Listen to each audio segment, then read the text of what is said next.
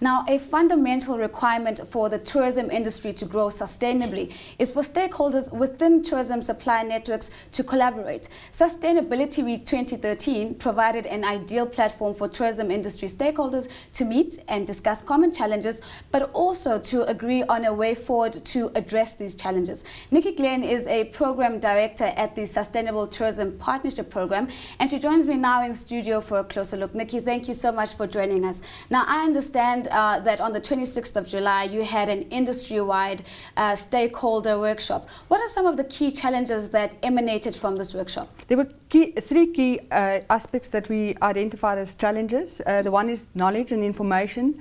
Although there's not a lot of knowledge out there, there's not a lot of people that can access that knowledge because it sits on the internet and platforms which the masses don't have access to necessarily. Absolutely. The second thing is collaboration, whereas there's a whole lot of different stakeholders in the market that are doing various parts of sustainable tourism implementation. They are not working together, and we need to create a platform where they can come together and work more smartly to implement sustainable tourism practices.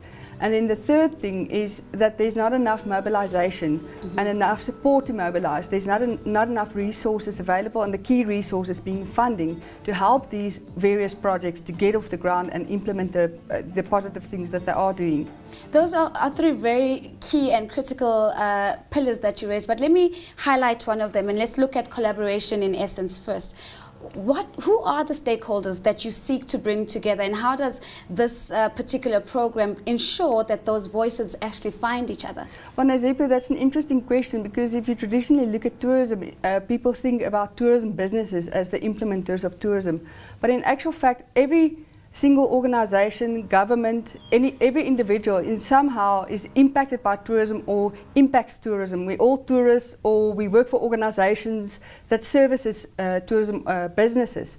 So in essence, the idea of collaboration is to bring all the stakeholders on board and create a vehicle through which they can collaborate and understand their role in implementing sustainable tourism practices. Let's take a look at government for a while, because of course we know that government sits at the top. They're formulating policies to drive sustainable tourism in the country. Are you finding that these policies are actually trickling down and finding their way to the practitioners on the ground who are responsible for implementing them? Yeah, well, you see, the National Minimum Standard for Responsible Tourism was launched in 2011 in September. And now, 2 years later, government has made quite a good progress in basically creating awareness to certain stakeholder groups on that. But it's a slow process, and they are busy with their strategy and their implementation plan.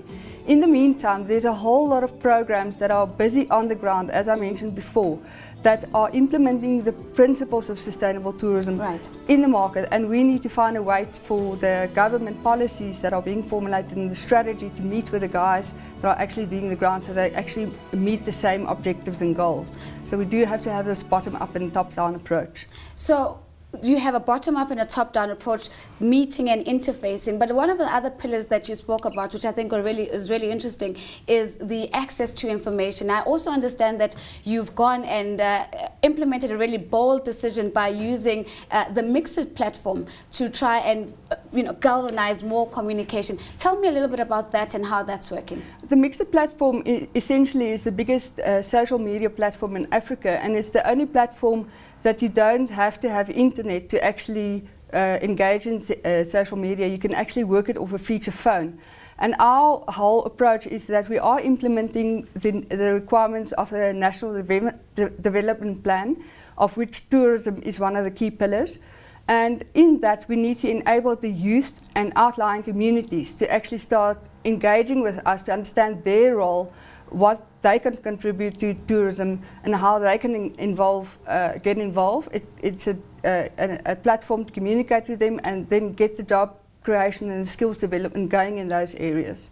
I know I might be jumping the gun just a little bit. I know that she's just started using this platform just yesterday. But in light of that, what's the uptake been like? Well, we haven't actually asked anybody to join, but we have had more than 1,000 people join since we just made it live yesterday. So that definitely is, and on that platform is already a lot of information. So 1,000 people has got access already to that kind of information. That's really fantastic. But let's look at the brand of sustainable tourism. What are the biggest misconceptions that you have found that as you continue to do your work in the industry, you've had to take on for people to really get on board and understand what this sustainability in tourism is all about?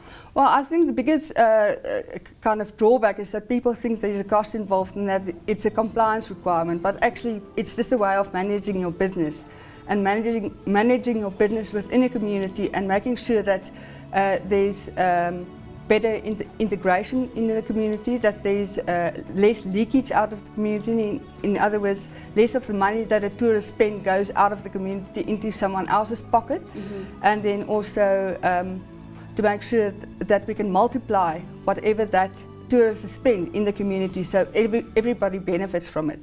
Let's look at the awareness bit of the equation. Of course, I know that you're working tirelessly to try and raise awareness around sustainable tourism. How far have you gone, and what does the scope for progress look like? Well, we have, over the past 2 years, had many workshops. We've touched more than 10,000 people where we've actually brought information to them. This year alone, since March, we've had 15 workshops across the country where we've spoken directly to businesses, where we've, and I think the key message that we've brought across in those businesses is for them to tell us that the best way to go forward is for them to collaborate. So it's not us pushing that message through, it's for them pushing it through to us, saying the only way that we can implement is to collaborate and to form communities through which we can implement sustainable tourism. Very quickly, Niki, what is it going to take to position South Africa as one of the best destinations in the world for sustainable tourism? Well, hard work, commitment.